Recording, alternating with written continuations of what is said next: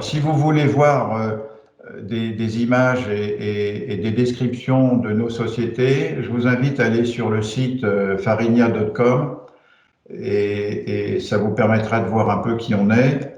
Mais disons qu'on a d'un côté une très belle fonderie à Châteaubriand qui s'appelle la FMGC, qui est une fonderie de 100 000 tonnes de capacité qui fait des contrepoids, qui exporte 80% de sa production essentiellement en Europe, mais pas que. Et de l'autre côté, une collection de forges qui sont essentiellement positionnées en France et qui exportent pratiquement la moitié de ce qu'elles produisent. Alors, dans cette activité industrielle, et j'imagine que tous les gens qui sont dans ce webinaire sont des industriels, on a le même problème, je pense. D'un côté, la nécessité de réduire nos coûts, et le thème à la mode, c'est de réduire ses coûts de l'ordre de 20%. Et puis de l'autre côté, un impératif d'innovation pour faire de la croissance. Et en réalité, on a les deux obligations en même temps, c'est de faire de la réduction des coûts et de l'innovation.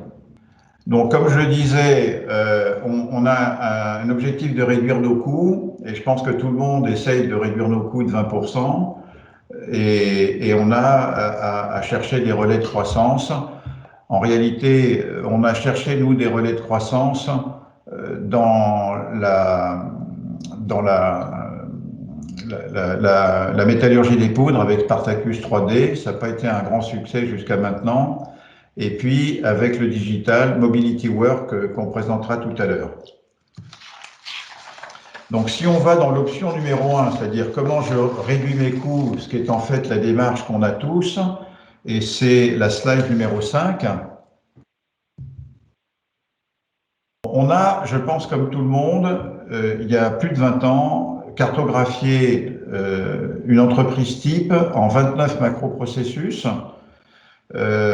qui concernent le pilotage, la gestion des intangibles, le management des clients, le management de l'innovation et tout ce qui est les opérations.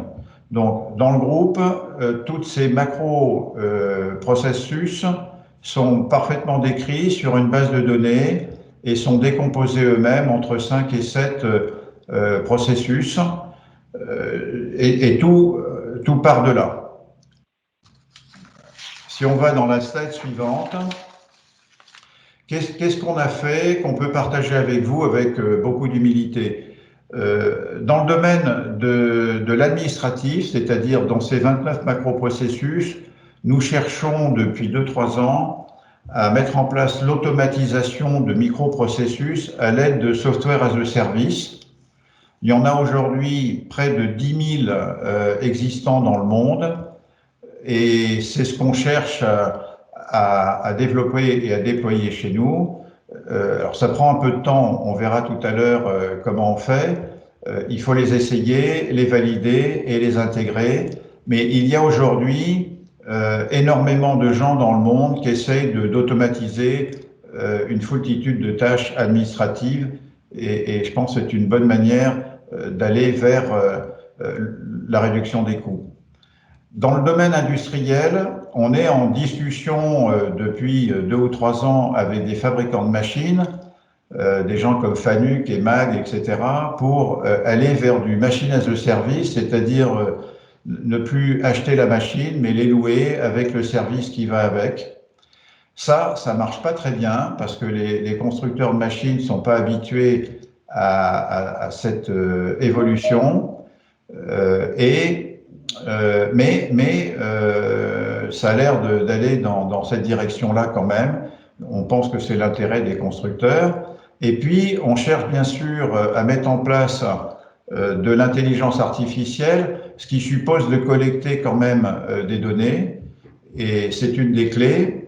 Donc, on collecte des données sur des activités administratives ou des activités de fabrication petit à petit, et on y reviendra tout à l'heure. Mais il y a actuellement une évolution extrêmement intéressante. On peut utiliser des logiciels d'intelligence artificielle qui sont en libre service sur Alphabet, sur Amazon et autres. Le problème principal étant de collecter des images, des sons, des bruits, des informations pour pouvoir petit à petit se former là-dessus. Donc en réalité, aujourd'hui, pour nous et pour certains, la question c'est pas de savoir comment on fait, mais qui sait le faire. Ok? Je répète un peu ce que je viens de dire. Donc on essaye, nous, dans le monde entier, de repérer quelqu'un qui sait automatiser telle ou telle tâche administrative. Ça peut être des réponses téléphoniques, de la cotation, du calcul de coûts, de la gestion d'activités de maintenance, on le verra tout à l'heure. Et il y a aujourd'hui beaucoup de possibilités. Alors, le problème principal qu'on a rencontré, c'est on dépense à peu près 3 millions d'euros en IT de gestion et IT industriel chez nous. Bon, cette année, on va faire péniblement 200 millions d'euros de chiffre d'affaires, donc c'est relativement conséquent. Mais en fait, on ne sait pas très bien si c'est trop ou pas assez. On connaît bien le dénominateur, on dépense 3 millions, mais on a beaucoup de mal à chiffrer ce que ça rapporte. Donc je ne sais pas aujourd'hui répondre s'il faut que je multiplie par 2 mes dépenses informatiques ou s'il faut que je les réduise, mais dans le voyage 4.0, on est parti pour essayer de calculer les uns et les autres le numérateur, c'est-à-dire qu'est-ce qu'on économise quand on automatise tout un tas de tâches, et bien entendu, ça se traduit, comme vous le voyez dans la petite formule en dessous, c'est des 10% de FTE à tour de bras ou des opportunités qu'on n'a pas capturées et qui sont difficiles à saisir. Donc pour nous, dans notre voyage à nous, le plus compliqué, c'est d'arriver à se convaincre qu'il faut dépenser plus d'argent pour être une entreprise digitale dans le futur avec un pilotage en intelligence artificielle le plus possible. Alors, pour arriver à faire tout ça, on a créé en fait 2 outils. Un qui est une société informatique qui s'appelle Saphir et qui travaille sur le sujet qui est en page 9 derrière. Pour arriver à faire du 4.0, il y a un vrai problème de management des bases de données, des interfaces entre l'ERP, les MES, les CRM, etc. Et en fait, on a pensé qu'on ne trouvait pas tellement sur le marché d'intégrateurs de ce type.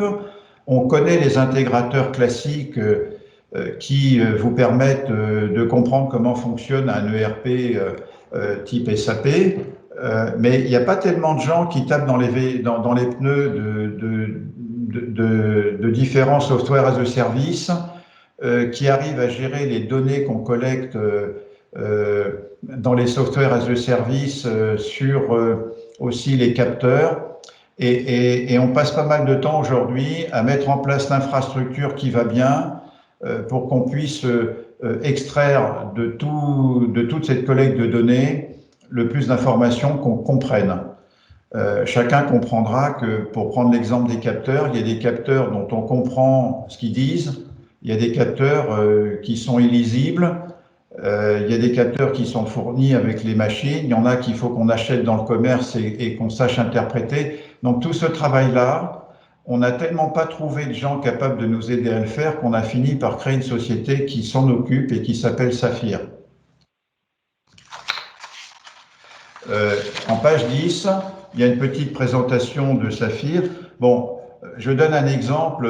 On a eu beaucoup de gens qui nous ont proposé de développer des MES qui étaient extrêmement chers. On a fini par en développer un nous-mêmes qui n'a pas coûté très cher. Et en regardant autour de nous, on s'est rendu compte d'ailleurs qu'on n'était pas les seuls. Et je suis sûr que dans l'audience, il y a certainement plein de sociétés qui ont créé leur propre MES. Et quelque part, on pourrait imaginer que Saphir, qui est un GIE, en fait, c'est pas une société qui gagne de l'argent, c'est une société qui enregistre des membres, ce qui permet d'augmenter les ressources et qui passe au prix coûtant ses prestations aux membres. pour le moment, ce ne sont que des membres du groupe Farina, mais on peut imaginer que ce soit d'autres membres, y compris certaines sociétés qui font partie de la fièvre. On serait ravis parce qu'il faut des ressources pour préparer ce voyage-là. Alors, la deuxième société qu'on a créée et qui est un peu plus typée, c'est Setforge Engineering. Alors, Setforge Engineering, c'est aussi un GIE qui travaille sur le côté informatique industriel, donc qui a dépassé un peu ses frontières. C'était avant une société qui était destinée à développer, co-développer des pièces de forge et qui petit à petit est devenue notre banc d'essai pour tout ce qui est robots, capteurs, réalité augmentée, lunettes et autres. Et là, c'est pareil, ça prend énormément de temps et d'argent que de tester tous les produits qui sortent sur le marché. Et on pourrait imaginer de dépasser les frontières de Farina pour avancer à plusieurs. Ça, c'était la partie comment je fais pour réduire les coûts. On pense qu'on a quand même réduit nos coûts de façon significative en utilisant comme indicateur la VA par personne, qui est un bon indicateur, et on est passé quand même, on a doublé notre VA par personne sur les 6 dernières années, et on est à plus de 100 000 euros par personne aujourd'hui en VA. Il faudrait qu'on arrive à 140, 150, mais on y travaille. Bon, l'autre aspect, bien entendu, c'est comment on peut grandir et trouver des opportunités de business. Donc, on passe un peu de temps quand même sur la slide qui vient après.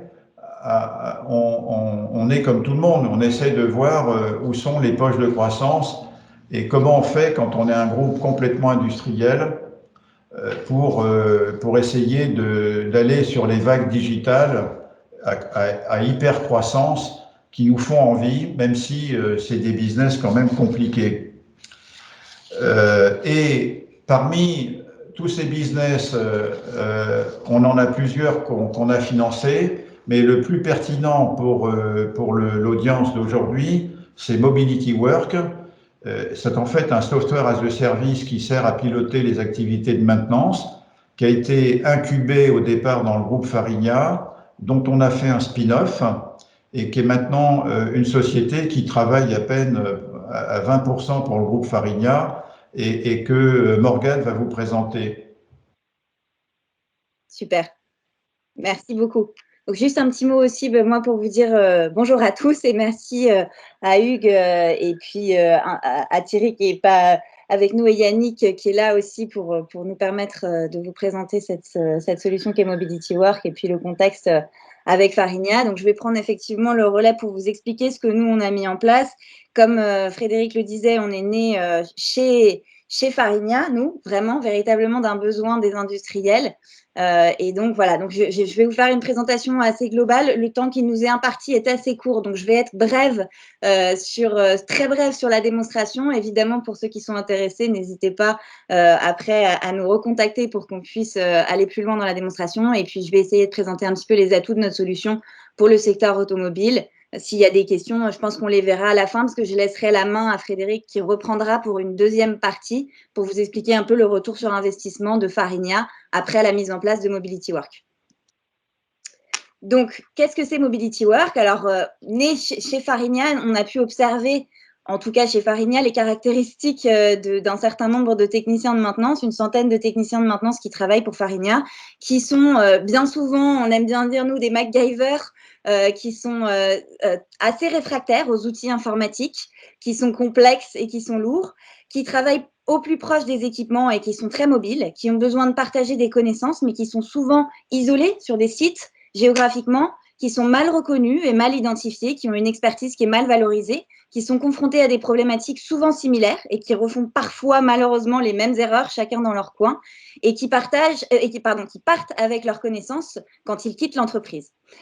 Et ce qu'on a pu observer en parallèle, parce que Farina a essayé un certain nombre de logiciels de gestion de la maintenance, l'acronyme c'est GMAO, au cas où je l'emploie plus tard, pour ceux qui ne le connaîtraient pas. Et donc, ces logiciels qui ont été essayés par Farinia auparavant, avant Mobility, ne répondaient selon nous pas véritablement, pas complètement en tout cas, aux enjeux du marché, puisque on avait déjà d'un côté un gros problème d'adoption.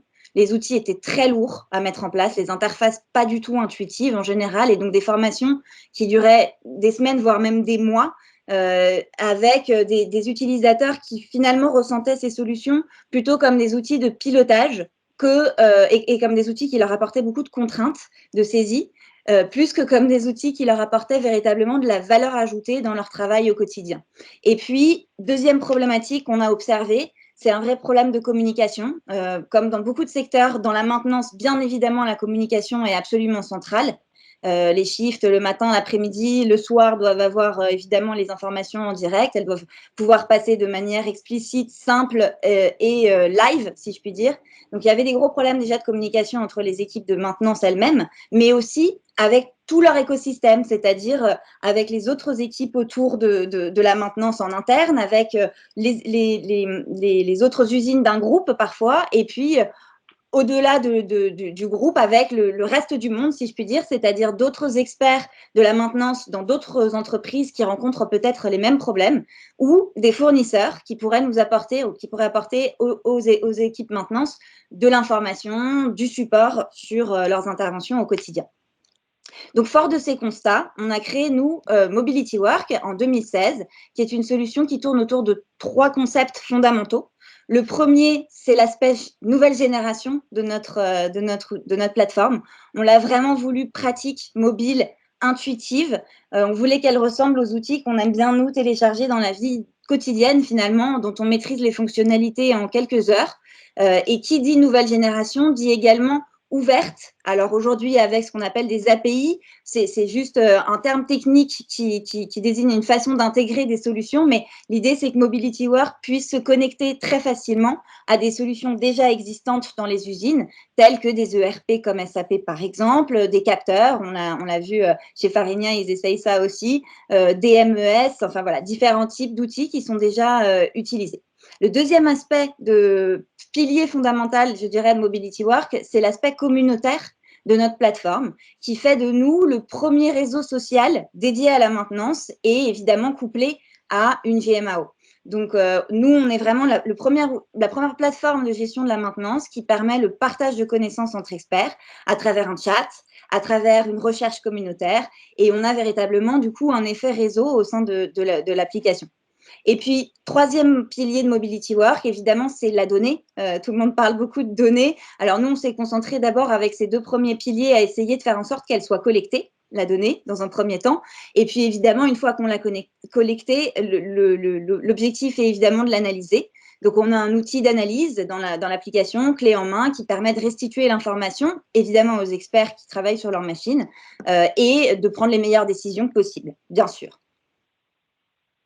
Je passe. Donc, on a 3 types d'utilisateurs sur Mobility Work. Au final, on a les responsables de maintenance et les techniciens de maintenance, finalement les équipes maintenance. On a des demandeurs d'intervention qui sont…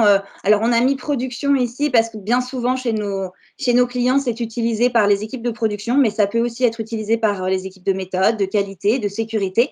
C'est toutes les personnes qui ont uniquement pour vocation de demander l'intervention sur Mobility Work. Et puis derrière, évidemment, ce n'est pas eux qui interviennent. Et eux ont des profils gratuits pour favoriser véritablement un effet réseau et favoriser le déploiement très large de la solution Mobility Work comme outil de communication au sein d'une entreprise. Et puis, dernier type de profil, c'est les fournisseurs, distributeurs et prestataires qui peuvent également rejoindre notre plateforme. On l'a dit, Mobility Work est une plateforme communautaire au sens large. Et donc, on accueille également ces acteurs pour qu'ils puissent venir mettre à disposition de nos utilisateurs de l'information qualifiée et éventuellement des pièces de rechange, des consommables à réapprovisionner simplement. Alors, on a depuis 4 ans, on a 4 ans et demi d'existence chez Mobility Work, donc on a eu, comme beaucoup de startups, je pense, l'occasion de travailler avec beaucoup de clients et de secteurs différents.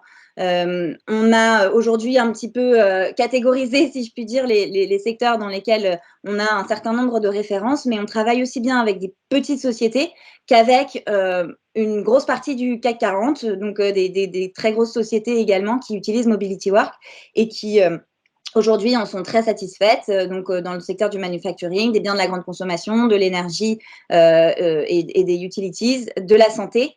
Et puis, on a un certain nombre d'autres secteurs comme le matériel, la construction, la logistique qui se développent de plus en plus chez Mobility Work. Pour juste faire une petite référence au secteur automobile, on a une référence déjà chez Mobility Work qui est Aptiv, qui utilise Mobility Work sur 3 secteurs déjà chez eux. On l'a dit, donc je me répète encore un tout petit peu aussi, excusez-moi, mais effectivement, la plateforme de Mobility Work est communautaire au sens large. Elle inclut les prestataires, les fournisseurs. Et donc, on a aujourd'hui un certain nombre de références qui ont déjà rejoint Mobility Work, donc comme Rexel, Manutan, RS Component, Fanuc. Et vous pouvez retrouver l'ensemble de leur catalogue produit, toute la documentation associée et entrer en contact directement avec eux à travers Mobility Work. Aujourd'hui, dans l'équipe, on est 25 collaborateurs et on a 30 000 membres, 30 000 utilisateurs enregistrés sur l'application. On a investi 6 millions d'euros dans cette solution jusqu'alors et on collecte des données sur un certain nombre d'équipements maintenant, puisqu'on a 1 million d'équipements qui sont enregistrés dans la plateforme. On est à 5,4 millions d'interventions de maintenance et 7 millions d'heures de maintenance qui sont enregistrées sur Mobility Work. Évidemment, l'objectif étant derrière de pouvoir exploiter toute cette donnée et de permettre à nos utilisateurs également de faire des benchmarks d'un site à l'autre dans leur groupe, par exemple, pour se comparer par rapport à d'autres sur certains équipements.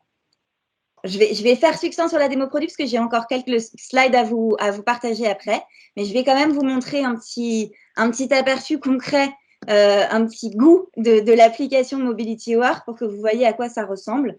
Donc, je vais essayer de reprendre le fil de ce que je vous ai expliqué. Je vous ai dit qu'on était intuitif, que c'était en tout cas un des piliers sur lesquels on travaillait chez Mobility Work, facile, efficace. Donc, je vais montrer 2-3 fonctionnalités peut-être déjà sur cette partie-là. Alors, quand on arrive sur Mobility Work, on arrive sur un fil d'actualité. Ça vous fera peut-être penser à certains réseaux sociaux que vous connaissez. L'objectif étant évidemment d'être alerté immédiatement à la minute de tout ce qui se passe dans une usine, dans un bâtiment, ça peut être également dans un bâtiment, en tout cas dans un réseau sur Mobility Work. Donc, je peux accéder directement à toutes ces informations de ce qui a été fait par mes collègues, minute par minute, autour de moi. Je peux, dès le fil d'actualité, évidemment, créer un équipement ou créer une tâche. Alors, précision, une tâche dans Mobility Work ou une activité, c'est l'équivalent d'un ordre de travail ou d'une demande d'intervention. Donc, c'est exactement la même chose, c'est juste pas le même terme pour nous. Mais voilà, donc si je vais créer un équipement, par exemple, je vous montre juste à quoi ça ressemble.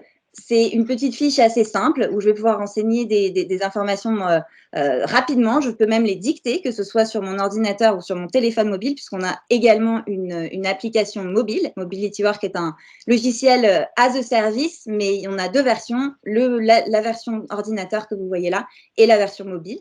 Donc, on peut toujours dicter les informations pour être encore plus rapide et efficace. Et je vais vous montrer aussi, voilà, c'est la même chose, exactement la même chose pour créer une tâche. On va avoir quelques champs à renseigner qui sont rapidement renseignables. Spécificité de Mobility Work pour ceux qui sont peut-être très familiers avec des systèmes de GMAO. C'est vraiment quelque chose d'assez bouleversant et très innovant chez Mobility Work. Nous, on n'a pas de système d'arborescence chez Mobility Work. On a fait le choix de ne pas passer par ce système parce que ça nous agaçait un petit peu en tout cas, on voyait que ça agaçait nos utilisateurs de devoir passer par énormément de pages avant d'arriver sur l'information sur laquelle sur la page sur laquelle ils voulaient voir de l'information ou saisir de l'information. Donc, on passe par un système qui est très différent. On a des labels chez Mobility Work et je vous remontrerai ça juste après, mais les labels, c'est l'équivalent d'un hashtag, en fait, sur Twitter, par exemple, pour ceux qui connaissent. C'est vraiment c'est libre, complètement libre pour nos utilisateurs. Ils peuvent en créer autant qu'ils veulent et ça leur permet derrière de filtrer l'information, de classifier, de rechercher très finement l'information. Et c'est ce qui donne aussi toute la souplesse, toute la richesse et toute la puissance à notre outil. Donc, utilisation des labels et la possibilité de lier des équipements les uns entre les autres. C'est comme ça qu'on fait l'arborescence chez Mobility Work. Donc, on va pouvoir aller directement lier un équipement à un autre et, dans certains cas, déclarer, si on le souhaite, que cet équipement est une pièce de rechange. Auquel cas, on va avoir des champs supplémentaires qui vont s'afficher, qui peuvent d'ailleurs être connectés directement à un ERP pour qu'il n'y ait pas de saisie à faire ici et que tout soit automatiquement renseigné depuis l'ERP. Donc, voilà pour la création des équipements et pour la spécificité, en tout cas, sur les arborescences et les tâches. Donc, quand on cherche finalement une information dans Mobility Work, on passe par une barre de recherche. Donc, en fait, on va taper, par exemple, moteur. Je fais un test, voilà. Et on va retrouver, vous voyez ici, tous les résultats qui concernent des moteurs. Et on va pouvoir utiliser des filtres pour rechercher, pour aller affiner l'information qu'on recherche. Donc, éventuellement, une date de début de création, des centres de coûts, des labels dont je vous ai parlé qui sont complètement paramétrables. Voilà, des personnes assignées, des utilisateurs en rapport avec cet équipement. Et on va pouvoir filtrer l'ensemble de nos informations. Donc, au niveau de la recherche, on peut véritablement, grâce au label, aller chercher toutes les informations selon les méthodes qu'on a dans son groupe et dans son usine et retrouver finalement tout ce qui est nécessaire pour faire ces rapports, extraire ces informations facilement. Ça, c'est, voilà, je voulais juste, encore une fois, je vais très vite, mais c'est pour montrer un peu le côté intuitif. Pour le côté, je vais faire un petit focus sur la partie data. On a dit que c'était un des piliers de Mobility Work, d'être data oriented, comme on dit, en tout cas orienté données. Donc, on a un petit outil d'analyse clé en main qui permet à nos utilisateurs, évidemment, de suivre leur rapport au quotidien et de la façon la plus simple possible. Et on va évidemment retrouver également ici ces notions de filtre, de tag, de label, et pouvoir rechercher voilà, tout ce qu'on, toutes les informations directement. Par exemple, je veux savoir uniquement ce qui a été créé par cet assigné-là et je vais avoir toutes mes données qui vont se mettre directement à jour. En fait, hein, je peux sélectionner des dates de début, des dates de fin. Je peux vouloir voir que ce qui a été fait en correctif. Voilà, j'ai mes données qui se sont mises à jour. Je n'ai que 4 activités en correctif. Je peux aller voilà, véritablement dans le détail sur les temps d'intervention, sur les nombres de tâches, sur les nombres d'activités.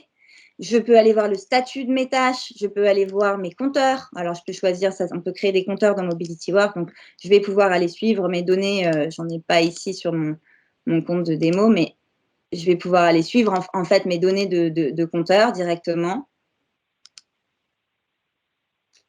Et toutes les pièces détachées avec les périodes de flux sur les différentes périodes de la même façon. Donc, voilà pour l'outil analytique et la partie données. Et puis, on a parlé d'un troisième pilier qui était fondamental chez Mobility Work, qui est l'aspect communautaire. Donc, en fait, je vais vous montrer ce que c'est l'aspect communautaire dans Mobility Work. Quand je fais une recherche, j'ai 3 types de résultats finalement et 3 types de possibilités de catalogue où aller rechercher. J'ai mon réseau. Et ici, ça, c'est vraiment mon usine ou encore une fois mon bâtiment. En tout cas, c'est mon environnement à moi avec les utilisateurs de mon équipe.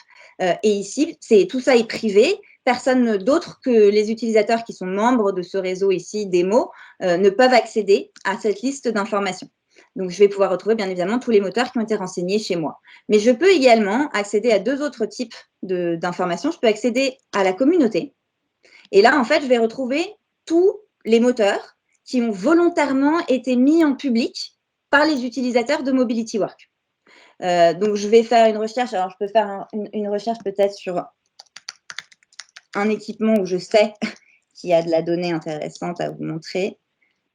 Hop, Kaiser BSD. Est-ce que je vais le retrouver? 238. Attendez, je vais faire plus simple. Hop. Donc, par exemple, ça, c'est un autre équipement de la communauté que je suis allée chercher. Ici, je vais pouvoir, parce que je sais qu'il y a des infos sur les tâches en cours, je vais pouvoir suivre s'il y en a, bien évidemment. C'est pour ça que là, je suis allée exprès sur un équipement où je sais qu'il y a déjà des tâches que je peux suivre.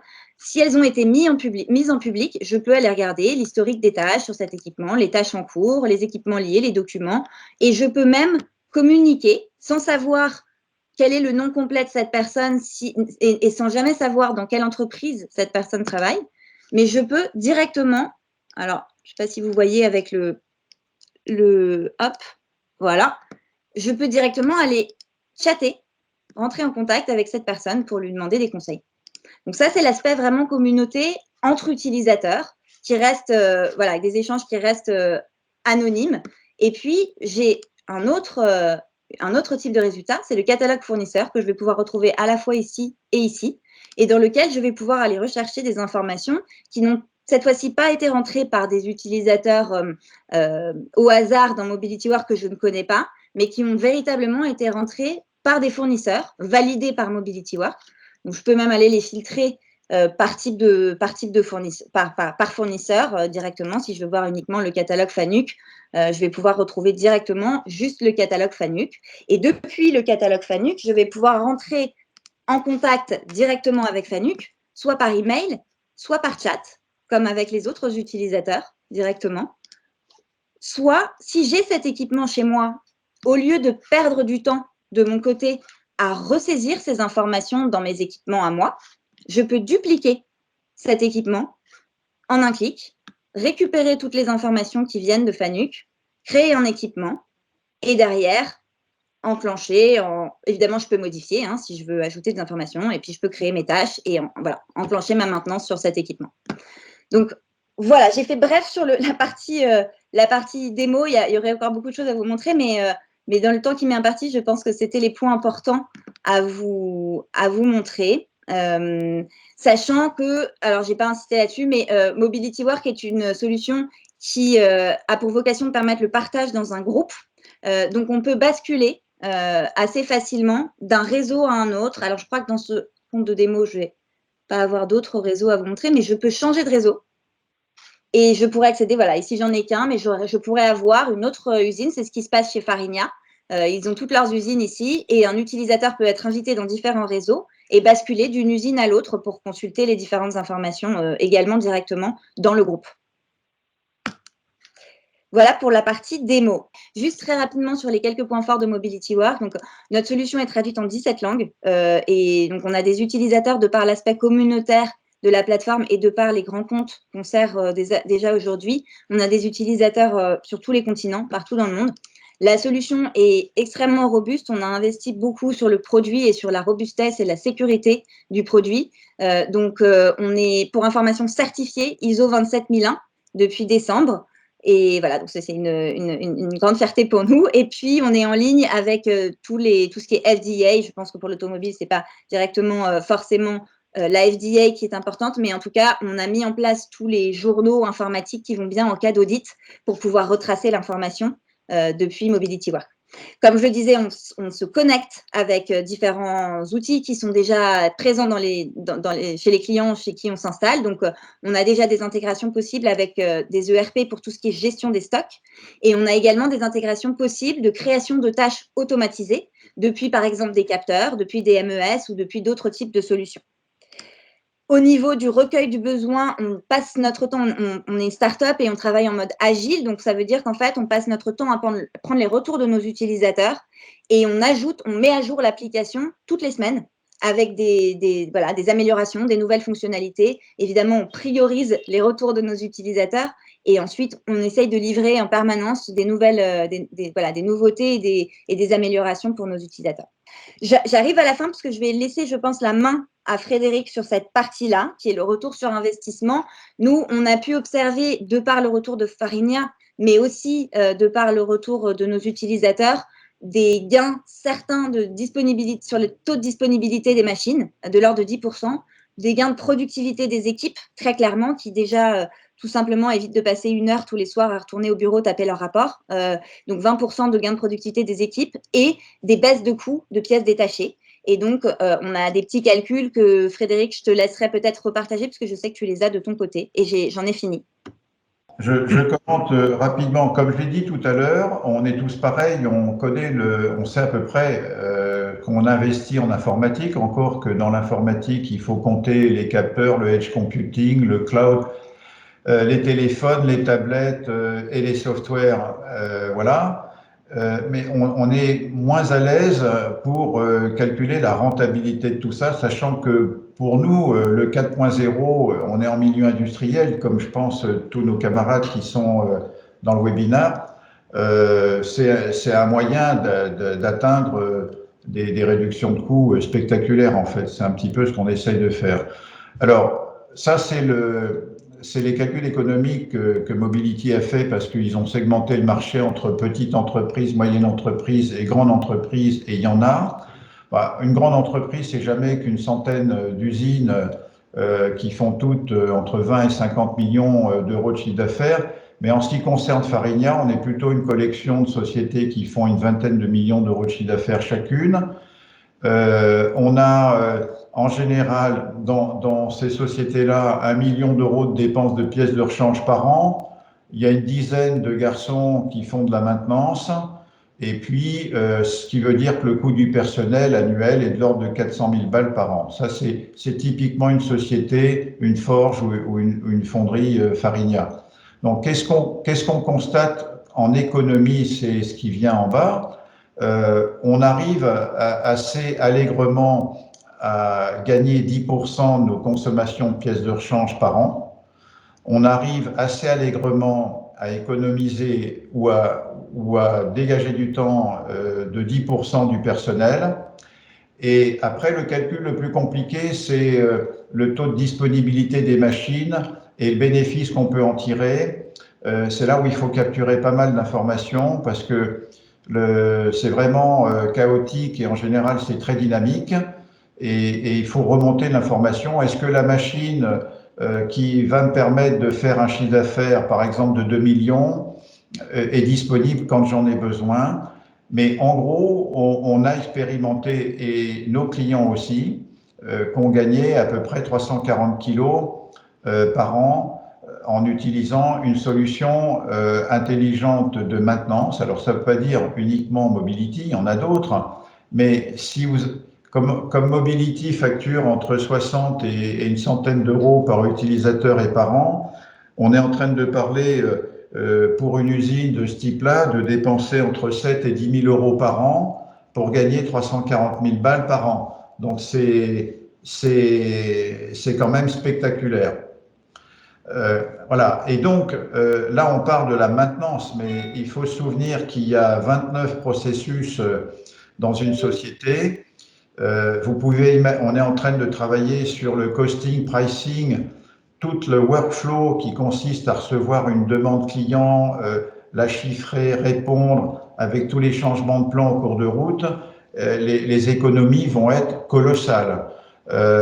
Donc c'est ça, et on n'a pas trouvé pour le moment de software as a service permettant de répondre à ce type de workflow. Et on sera ravis si quelqu'un nous en indique un parce qu'on l'achète tout de suite ou en tout cas on le loue.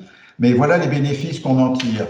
Et on sera ravis de répondre à vos questions parce que c'est toujours intéressant d'avoir un échange. Avant les premières manifestations, moi, je vais vous poser une question, Frédéric, Morgane. C'est en fait l'investissement en temps homme qu'il faut pour mettre en place ces solutions. Tu veux répondre en premier ou j'y vais, Frédéric? Oui, tu peux répondre, oui. Alors, l'investissement en temps homme, chez nous, il va dépendre véritablement de l'envie du client et le fait que le client soit prêt à essayer la solution Mobility Work. Donc, on commence une période d'essai de 7 jours gratuite en important gratuitement également tous les historiques, s'il y en a, de nos clients. Donc, s'ils étaient par exemple sur une ancienne solution ou s'ils avaient des fichiers Excel. La période d'essai de 7 jours, en général, avec une formation en visio le premier jour, permet à tous les utilisateurs d'utiliser, de tester la solution. Et ensuite, dépendant encore une fois du fait que le client est prêt à lancer le projet ou non, on ouvre les comptes et voilà. Et donc la solution peut être adoptée. Pour vous donner quelque chose de concret, on est parti. Vous avez vu par exemple, on est chez Safran. On a lancé la première usine Safran en 2 semaines. Mais je veux bien répondre à la question aussi. C'est vraiment une bonne question. C'est vrai pour tous les softwares qu'on utilise, ou en milieu administratif ou en milieu industriel, l'onboarding est absolument capital. Et la merveille avec les softwares as a service, normalement, s'il est bien fait, le software as a service, comme Mobility, va déployer beaucoup d'engineering pour les cours de formation. Donc, c'est à chaque fois que vous pénétrez le produit et que vous découvrez une nouvelle activité potentielle, vous devez être accompagné par un petit bouquin qui vous explique comment ça marche. Et on sait tous que quand on achète un ERP, on met juste 10 ans à l'utiliser, on l'utilise à peine à 10% de ses fonctionnalités. D'où la présence d'intégrateurs qui vous facturent 2000 balles la journée. Et c'est justement ça qu'on voudrait éviter.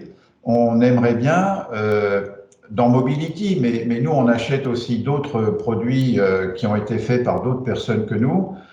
C'est fondamental qu'on ait des gens qui soient le plus vite possible full speed à utiliser 80% des fonctionnalités du produit, vous voyez.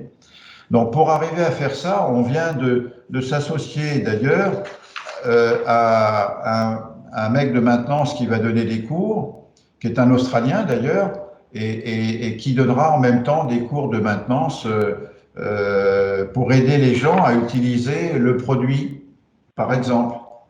Alors ça, c'est des choses effectivement qu'on va travailler pour l'avenir, pour apporter encore plus d'adoption effectivement du produit et puis permettre à nos utilisateurs d'exploiter au mieux toutes nos fonctionnalités pour en tirer le meilleur parti possible. Maintenant, vraiment sur la partie déploiement de la solution, c'est ce qui fait notre force, c'est qu'effectivement, comparé à des solutions traditionnelles, on peut s'installer et se déployer extrêmement facilement et complètement gratuitement pour une période de test.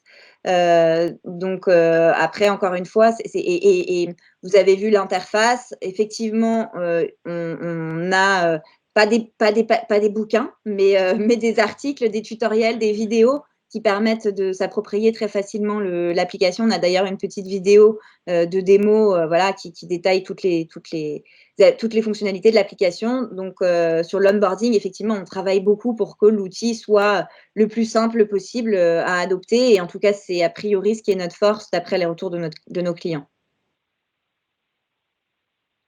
Il y avait une question sur la compatibilité avec le RP Silog, mais je crois que Frédéric vous a répondu en direct. Oui, j'ai répondu, c'est totalement compatible. On a tous les mêmes problèmes de compatibilité. Moi, peut-être, je voudrais élargir, dépasser un peu le cas du software as a service de maintenance. On a créé Saphir, et je crois qu'on serait très intéressé par une collaboration avec tous les membres de la FIEV. On essaie des capteurs, on essaie des robots, on essaie des automates. Ça prend beaucoup de temps, beaucoup d'argent, et plus on travaillerait ensemble pour tester toutes ces solutions. On essaye des drones, on essaye des lunettes de réalité augmentée, etc. Et ce chemin dit 4.0 se fait mieux quand on est nombreux que quand on le fait en solitaire.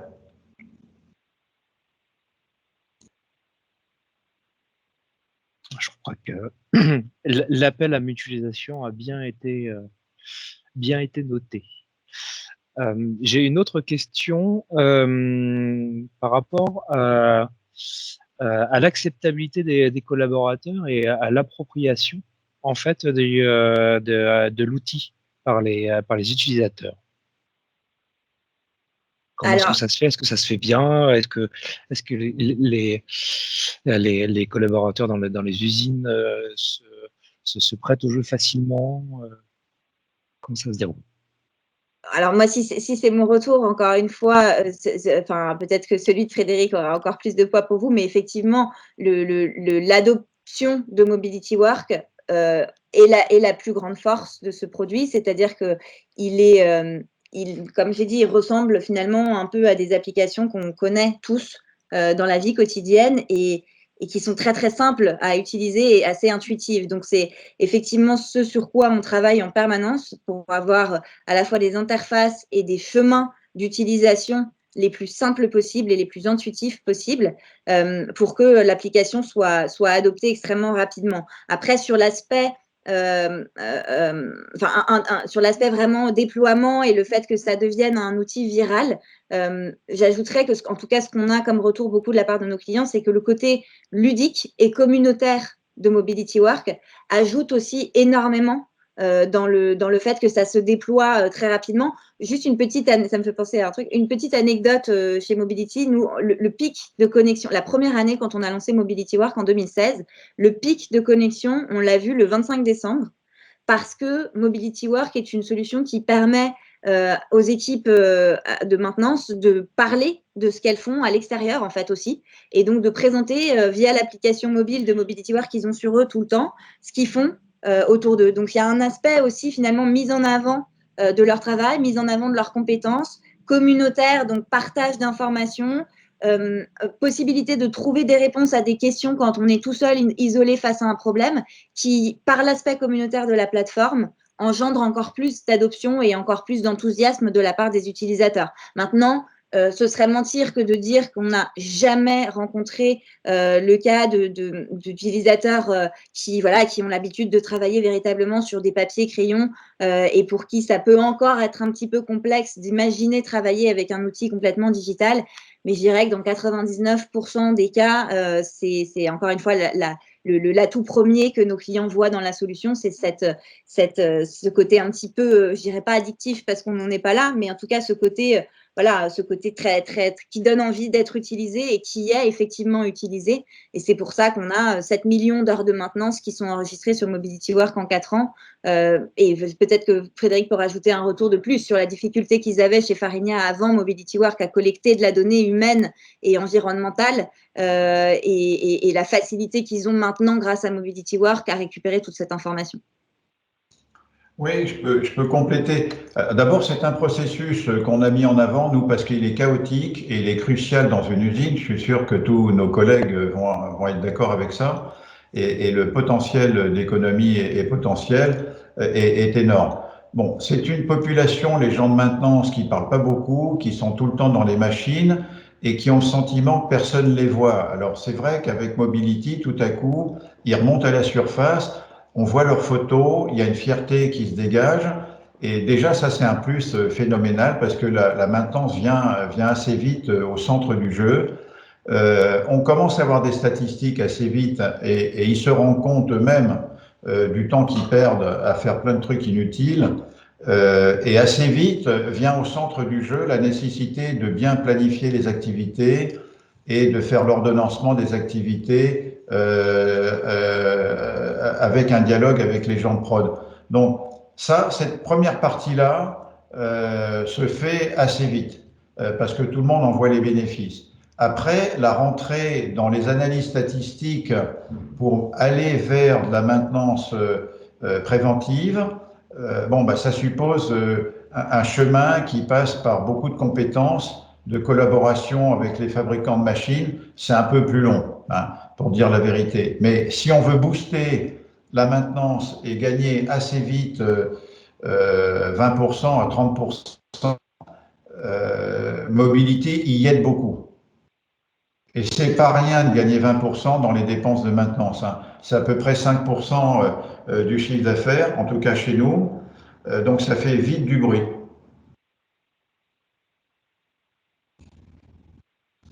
Très bien, merci. Écoutez, je ne vois pas d'autres questions ou de main levée. Je vois une main levée. Oui, tout à fait. Hop. Prenez la parole. Oui, bonjour. Vous m'entendez? Oui. Aymeric Langin, donc moi j'ai un passé de maintenance en Belgique principalement. Aujourd'hui, je fais du projet industriel en freelance. Donc je viens d'un monde en maintenance où on est assez mature envers rien. J'ai eu l'occasion de travailler en SaaS sur la maintenance, j'ai déjà MAO sur tablette, etc. Et moi, je suis Mobility Work. Donc merci pour votre présentation qui me fait tout à fait plaisir depuis un bon moment.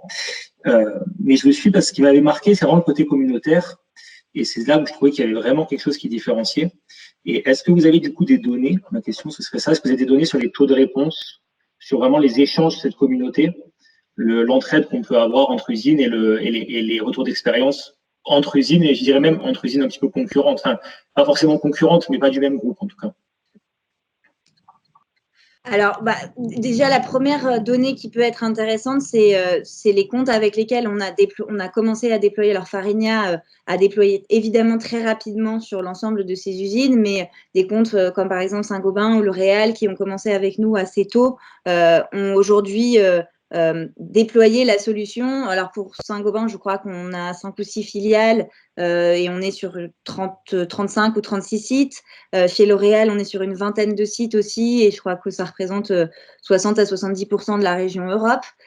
Donc, peut-être la première donnée qui démontre effectivement l'aspect communautaire et partage de l'information dans Mobility Work, ce serait celle-là pour moi, c'est-à-dire que c'est quand même la preuve qu'effectivement, ces groupes voient la solution comme une solution qui leur permet de communiquer facilement, de standardiser aussi un certain nombre de process. Alors, on n'est pas passé, par exemple, on a des checklists dans Mobility Work, on a des plans de maintenance, etc. Tout ça, ça peut être duplicable d'une usine à l'autre.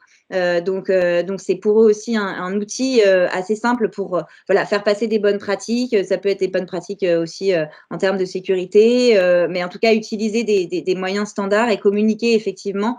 Et bien souvent, le baptême de feu qu'on nous fait faire chez Mobility Work, quand il s'agit de groupes qui ont plusieurs usines réparties dans le monde, c'est on utilise sur 1 ou 2 usines en France, et puis ensuite, on va utiliser en Afrique du Sud, au Mexique, en Corée, et effectivement, on va s'assurer que tout ce petit monde communique bien. Donc, je dirais que la première vertu de la communauté que nos clients voient est peut-être d'abord la communauté intragroupe. Et pour les plus matures, ils commencent à passer sur la partie communautaire extra-groupe. Saint-Gobain, par exemple, vient de mettre l'ensemble de ses pièces détachées en public sur Mobility Work, puisqu'ils ont compris l'ADN et l'objectif de ce qu'on fait. Donc, on y va progressivement sur cette partie extra-groupe, mais voilà, elle est plutôt aujourd'hui essentiellement au sein d'un groupe et d'un partage immédiat des informations au sein du groupe. Je ne sais pas si je réponds complètement à la question. Oui, merci, c'est clair. Donc, ça veut dire qu'aujourd'hui, on n'est pas encore à l'étape où j'ai un problème sur un vieux crible allemand que je ne connais pas, je demande à Saint-Gobain et on se répond. Mais on y vient peut-être. C'est ça. On a quelques cas, mais honnêtement, alors je n'ai pas exactement en tête les données. Donc, la preuve que je ne les ai pas en tête, c'est qu'elles ne sont pas encore extrêmement conséquentes. Donc, on a des échanges qui sont entre anonymes, mais ils restent mineurs par rapport aux échanges entre groupes. Et par contre, le chat inter-usine et intergroupe est utilisé toute la journée. On a à peu près 2500 daily active users, dont 1500 daily active users, c'est-à-dire des utilisateurs qui se connectent tous les jours sur Mobility Work. Et pour le coup, ils utilisent le chat toute la journée pour échanger avec leurs collègues. Ok, merci beaucoup et félicitations pour votre solution. Si je peux compléter ce que Morgane vient de dire, c'est très important d'avoir un binôme IT avec un manager, parce qu'il y a de l'animation à faire. Donc dans le groupe, c'est juste pour partager, je ne dis pas que c'est bien, mais c'est ce qu'on fait. À chaque fois qu'on déploie un software as a service, il y a forcément un manager qui binôme avec les producteurs, les développeurs du software pour faire l'animation et faire parler tout le monde. Sinon, je rappelle que des gens de maintenance ont pas spontanément l'habitude d'hyper communiquer, hein. Mais dès qu'ils commencent, c'est assez spectaculaire. Bon, pour vous donner une idée, moi, je cornaque tous les ans un des 29 macroprocessus avec 1 ou 2 réunions par mois. L'année dernière, j'ai fait la maintenance. Et c'est vrai que ça a déclenché quelque chose. Donc, il faut s'en occuper un peu de la communication. Elle ne se fait pas toute seule. Je suis complètement d'accord avec ça. Et du coup, du côté Mobility Work, effectivement, et ça répond un petit peu plus à la première question, effectivement, sur quel est le coût humain. Il n'y a pas besoin d'un coût humain pour lancer les sites. Effectivement, nous, on adore quand il y a un key user Mobility Work chez notre client, et c'est très souvent le cas pour les gros clients. Effectivement, ils ont quelqu'un qui pilote le déploiement de la solution, qui centralise les questions des différents utilisateurs, qui nous aide parfois à les prioriser un peu parce qu'ils préfèrent qu'on se concentre justement sur ce qui compte pour eux que de répondre parfois à des toutes petites demandes qui n'ont pas forcément énormément d'intérêt. Donc, en fait, on apprécie effectivement énormément quand on a un interlocuteur privilégié qui pilote le projet de déploiement quand il s'agit effectivement d'un déploiement multisite. Très bien, merci. S'il n'y a pas d'autres questions, je vous propose d'arrêter là. De toute façon, les coordonnées de Morgane, les coordonnées de Frédéric seront également disponibles pour prendre contact avec eux, poursuivre les échanges si nécessaire. Il nous reste à vous remercier pour ce premier webinaire. Donc, déjà remercier les présentateurs pour ce premier webinaire Usine 4.0 de la FIEV, et à remercier tous ceux qui se sont joints à ces webinaires, et à vous souhaiter une bonne fin d'après-midi. Merci à tout le monde. Merci beaucoup. Merci. Merci à tous. Au revoir. À bientôt. Merci beaucoup. Merci beaucoup. Très bon Au revoir. après-midi.